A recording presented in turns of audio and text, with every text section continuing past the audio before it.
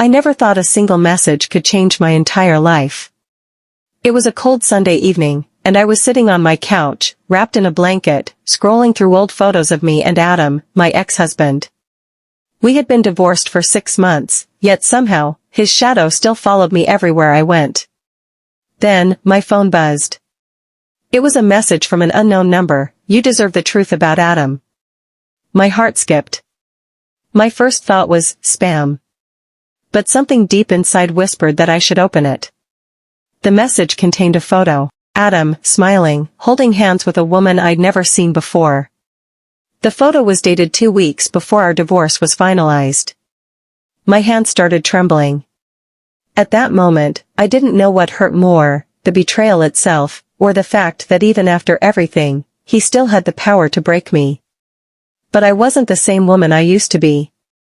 I took a deep breath, wiped my tears, and whispered to myself, if there's a truth out there, I'll find it. I didn't know that this decision would drag me into something far darker than I could ever imagine. The next morning, I couldn't think straight. I barely slept, my mind kept replaying that picture over and over. Adam's smile, the way his hand rested gently on hers, like he used to touch me. I had so many questions twisting in my head. Who sent that message? Why now? And why me? I decided to dig deeper. I logged into my old shared email account, the one we used to organize bills and appointments when we were still together. He probably forgot to unlink it after the divorce. My hand shook as I scrolled through his messages, and there it was, an email from a name I didn't recognize. "Can't wait to see you again tonight, Red Heart." My stomach dropped. It was sent just a day before our last anniversary. I clicked on the name, Rachel M. A quick search on social media showed her smiling face, tagged in a dozen photos with Adam's coworkers. She worked at his company. But what really made my heart stop was the date of their first tagged photo together, almost a year before our marriage ended. A year of lies. A year of pretending. I sat there in silence for what felt like forever, staring at the screen, the weight of it all pressing on my chest. And then I saw something that turned my anger into cold fear. There was another message in my inbox, from the same unknown number that sent the photo. "Be careful who you trust. Rachel isn't who you think she is." For a second, I froze. Was someone watching me? Or was this just some cruel game? My instinct screamed that something wasn't right. So instead of confronting Adam, I decided to find out who Rachel really was. I started small, checking her LinkedIn, her Facebook, her Instagram. But something felt off. Her profile seemed too perfect. Every photo edited, every post generic. No real friends commenting, no real life behind the smiles. Then I found one single tag that didn't fit, a picture of Rachel with a man I didn't recognize. The caption read, "Miss you every day, brother." It was dated 3 years ago.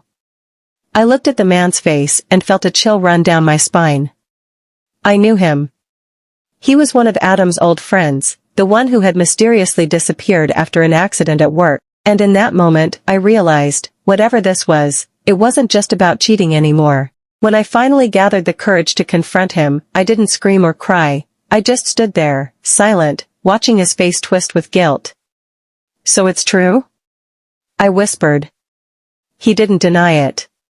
He just lowered his eyes and said, "I didn't mean to hurt you." Those words broke me more than the betrayal itself. Because if you don't mean to hurt someone, you simply don't. For days, I walked around our apartment like a ghost. Every object reminded me of him. The coffee cup he used every morning. The hoodie he left on the chair. I couldn't breathe in that space anymore. One evening, I packed my things quietly.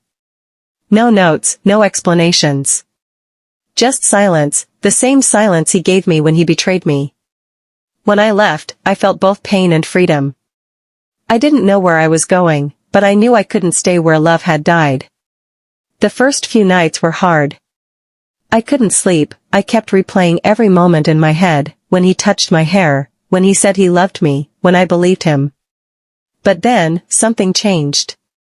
One morning, I looked at myself in the mirror and realized I didn't recognize that broken girl anymore. I wanted to rebuild her, not for him, not to prove anything, but for me.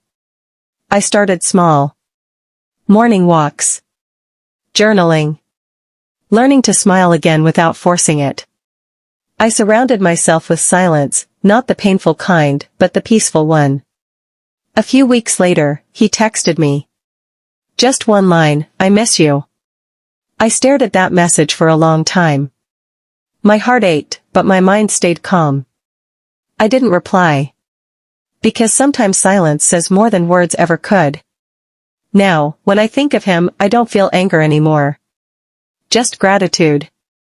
Because losing him made me find myself again. And maybe, that's the most beautiful ending a broken love story can have, when you stop chasing the person who hurt you, and start becoming the person you were always meant to be. Months passed. I built a new routine, simple, quiet, mine.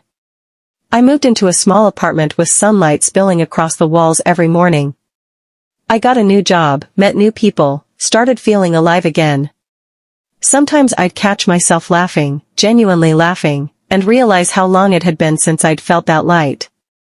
But life loves to test the strength of healed hearts. One evening, as I was walking home with groceries in hand, I saw him. Standing across the street. The world froze for a moment, just like that first time we met, only now everything felt heavier, slower. He looked different, tired, thinner, eyes searching for something he'd already lost. He crossed the street and stopped in front of me. "You look good," he said softly, as if afraid I'd disappear. I smiled, a small, calm smile. "I am," I replied. He looked down, then back at me. "I've made so many mistakes," he whispered. "I think about you every day." I could feel my heart beating faster, but not out of longing, out of closure. I looked at him and realized something I never thought I would. I had forgiven him.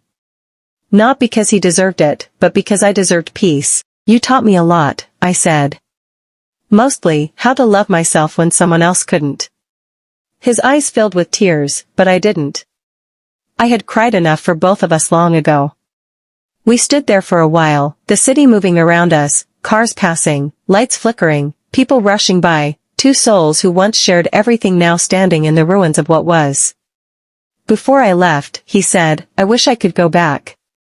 I looked at him one last time and said, "Don't. Some things are meant to stay broken so we can learn how to rebuild ourselves." I walked away without looking back. The evening breeze felt different, softer, warmer. For the first time, I wasn't haunted by what could have been. I was grateful for what was, and for who I'd become after it. That night, I sat by my window, watching the city lights. My heart didn't ache anymore. It was quiet, strong, free. I realized, healing doesn't mean forgetting. It means learning to live beautifully, even with the scars. Weeks turned into months, and my life slowly started to feel beautiful again.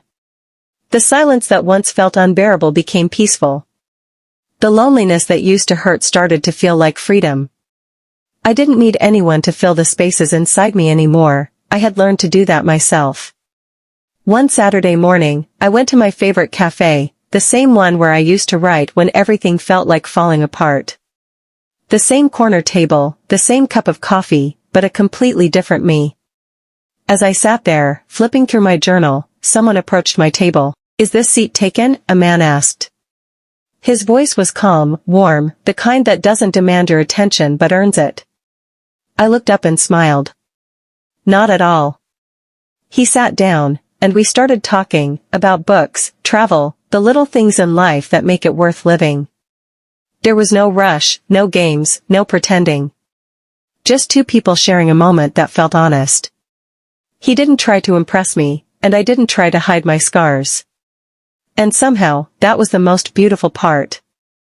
Over the next few weeks, we met again.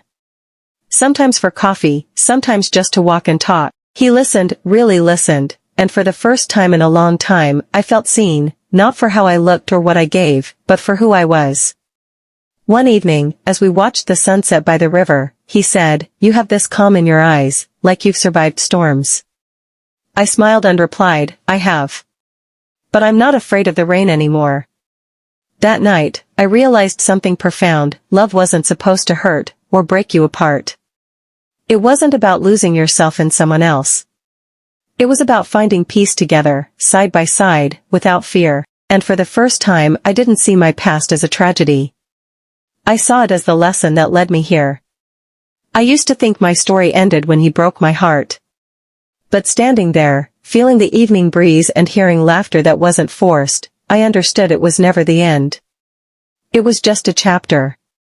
The painful one that taught me how to write the rest on my own terms.